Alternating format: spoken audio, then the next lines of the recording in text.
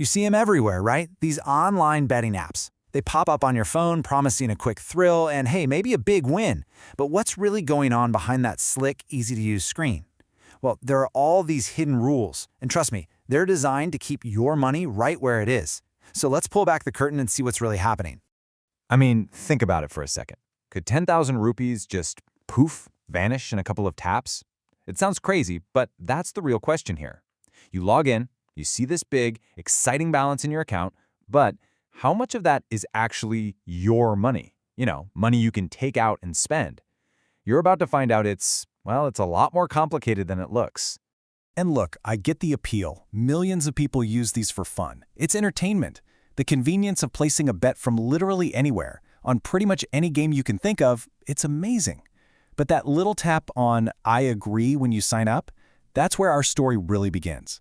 Because in that split second, you're not just creating an account, you're signing a legally binding contract.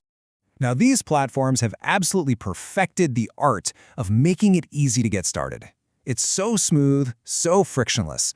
I like to call it the easy money promise, this simple, super attractive path they lay out for you. Just look at how simple this is. A few details here, a quick deposit there, then they dangle this juicy bonus that doubles your money, and boom, you're in the game. It feels totally seamless, almost effortless.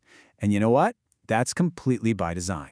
And right here, this is the first hidden hook. This is a direct quote from a real terms and conditions page. That quick sign-up was you signing a contract. You just agreed to be bound by every single one of their rules, whether you've read a single word of them or not.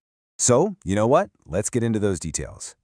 This is where things go from being simple fun to a really complex maze of rules that are all built to keep you, and more importantly, your money, right there on the platform. Okay, now this is where it starts getting really interesting. This line, and fiat withdrawal just means regular money, like rupees or dollars. It seems fair enough, right? You have to bet the money you put in. But this, my friends, is just the tip of the iceberg. This one little rule introduces a really powerful idea called a wagering requirement. So, what is a wagering requirement? Think of it like a giant multiplier. It's the grand total you have to bet before the platform will even think about letting you cash out. And the crucial part is, it's not about winning or losing that amount. It's about the total value of every single bet you place. So here's the takeaway. Your money isn't just sitting there in your account like it would in a bank or a digital wallet. The second it's in, it is in play. The platform's rules now control when and if you can ever get it back. You're basically forced to risk it. And this is where those amazing bonuses can really bite you. You see the flashy ad, right? Get a 200% bonus. It sounds incredible. But here's the reality. That bonus money, it's not really yours. It actually locks your funds, sometimes even your own deposit. And to unlock it, you might have to bet, get this, 30 or even 40 times that bonus amount. It's a classic bonus trap. All right, so let's imagine you actually do it. You meet that massive wagering requirement, you're finally ready to take out your winnings. But then, bam, another roadblock pops up. Just like this clause says, the platform can, whenever they want, demand your ID and just freeze your withdrawal until they decide they're satisfied. This process has a name, KYC, which stands for Know Your Customer. And to be fair, it's a legitimate thing for preventing fraud. But on these platforms, it can also become a really powerful tool to delay paying you, and it often just so happens to be demanded the exact moment you try to cash out a big win. So, what do all these rules actually feel like for a normal person? Let's walk through a super common scenario. I call it running the withdrawal gauntlet. So let's meet Ravi. He sees an ad, he's curious, he signs up, and he deposits 5,000 rupees. It was super quick, super easy, and he's pretty excited to get started. The app instantly offers him a 100% bonus. And of course he accepts. I mean, who wouldn't? His balance doubles to 10,000 rupees just like that.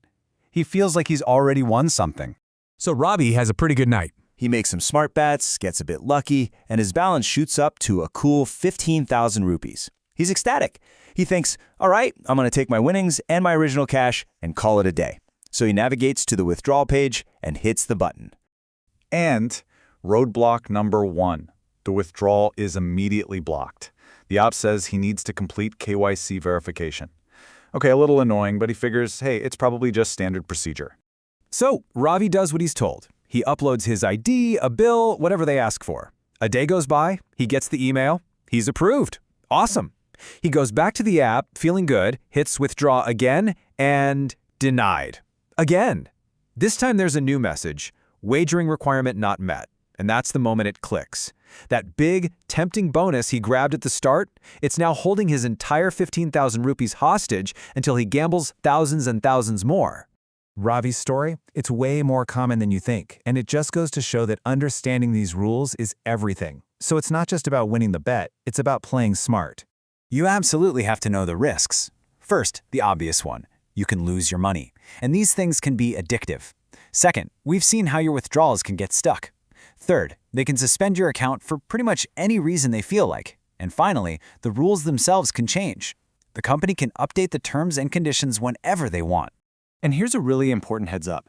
The legality of these apps is all over the place. It's different from country to country, even from state to state. It is 100% your responsibility to know what the law is where you live before you even think about playing. So, we've seen the promise, we've dug into the hidden rules, and we've seen how it can all play out. Which brings us to the big question, the final verdict. Should you play or should you stay away? Okay, so here's the bottom line. If you are going to play, you have to know the rules first. Actually read the fine print about bonuses and withdrawals so you know what you're getting into. Set hard limits for yourself, and most importantly, learn how to use their responsible gambling tools. There's usually something called a self-exclusion feature, which lets you lock yourself out of the app if you feel like you're losing control. Which leaves us with this one last question to think about. At the end of the day, these platforms are businesses designed to do one thing: make money. The odds, the rules, they are all tilted to make sure the house has an edge. So knowing that, you have to ask yourself, is the thrill of the game really worth the risk when the house always gets the final say?